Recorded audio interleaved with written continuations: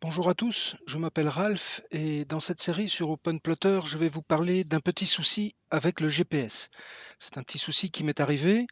Donc j'installe le GPS, voir la vidéo concernée, et tout fonctionne bien. Et après un certain temps, je commence à jouer avec PPilot, etc., etc., et mon GPS cesse de fonctionner. Et donc j'ai cherché pourquoi, et la raison est simple.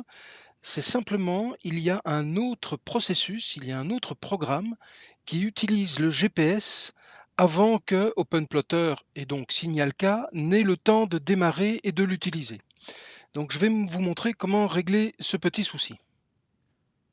Donc voilà, dans OpenPlotter, quand je démarre SignalK en cliquant sur la petite bouteille, on peut tout de suite voir, dès que ça aura démarré,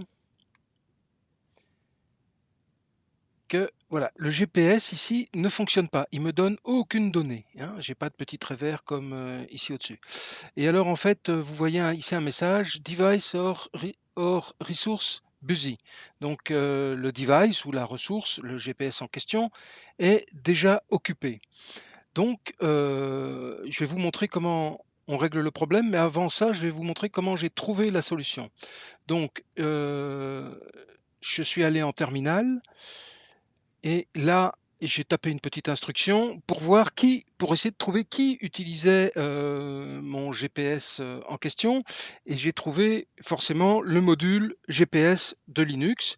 Et donc, si je tape ps-ef pipe étant la barre verticale, grep gpsd, enter.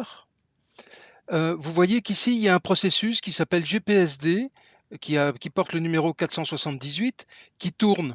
Et c'est lui qui occupe mon unité GPS, et donc SignalK n'y a pas accès. La preuve en est, c'est si je fais sudo, hein, super utilisateur, do, kill pour tuer, d'accord, facile, -9, bon, c'est pour tuer sans se poser de questions, le numéro 478, si je fais Enter, il a l'air de rien faire, mais il l'a tué. Et à ce moment-là, si on attend un petit peu, on va s'apercevoir ici que SignalK va reprendre la main sur le processus en question. Donc on va attendre un petit peu que tout se passe comme prévu.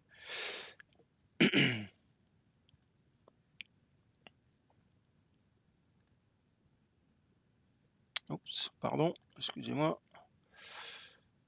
Voilà, on va attendre encore un peu, ça prend un petit peu de temps. Alors, il m'est arrivé de devoir killer 2 fois parce que en fait, le processus ici qu'on a beau tuer, il redémarre en automatique. Justement, l'astuce va être de s'assurer qu'il ne démarre plus en automatique. Donc ici, si je fais ça et que je revois qui tourne ps-ef pipe grep gpsd, vous voyez, il a redémarré avec un autre numéro. Voilà. Et ici, vous avez vu, le trait jaune a démarré. Ça veut dire que voilà, SignalK a accès au GPS maintenant. Parce que je l'ai tué, j'ai tué GPSD, un processus qui me piquait la main sur le GPS. Je l'ai tué. Et donc, SignalK a eu le temps de se connecter dessus avant que ce processus ne redémarre et ne reprenne de nouveau la main.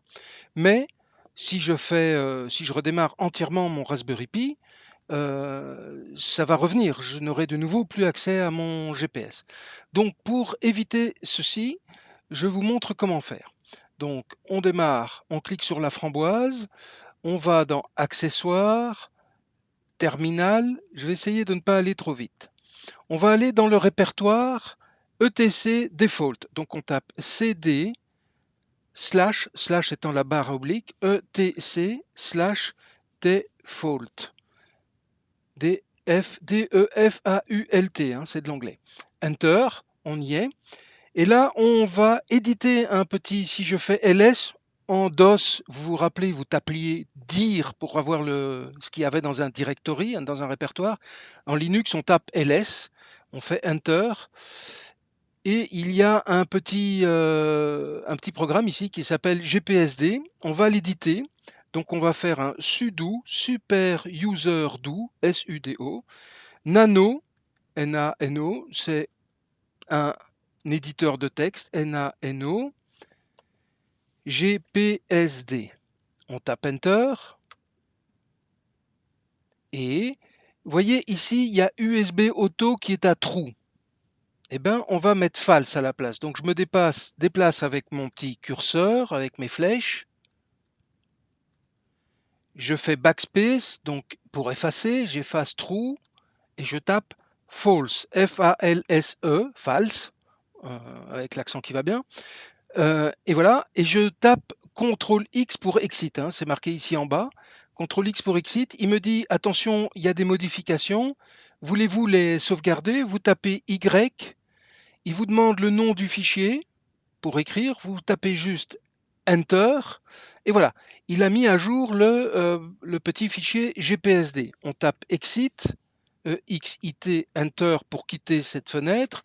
On redémarre l'entièreté, donc la petite framboise, Shutdown, Reboot. Voilà, on attend que ça redémarre. Voilà, il a redémarré, ça a pris un peu de temps. Je vais démarrer Signal K, je clique dessus. J'attends et si tout se passe bien, mon GPS est opérationnel. Donc on attend un petit peu, il n'a pas fini de démarrer, voilà. Et voilà, GPS, j'ai bien ma petite barre jaune et il me donne bien, si je fais Data Browser, je verrai bien les informations concernant les GPS. Donc voilà, donc si vous avez un souci que votre GPS ne fonctionne plus tout d'un coup, c'est simplement qu'un autre processus utilise le GPS avant que Signal K n'ait eu le temps de s'y connecter. Donc voilà, c'est en général GPSD qui fait ce genre de choses. Je mettrai dans la description les 2-3 petites commandes à taper pour pouvoir s'assurer que GPSD ne démarre pas avant Signal K sur notre module GPS. Voilà, c'est une très courte vidéo, mais c'était un souci que j'ai rencontré, donc je voulais vous en faire part. Voilà, merci, à la prochaine.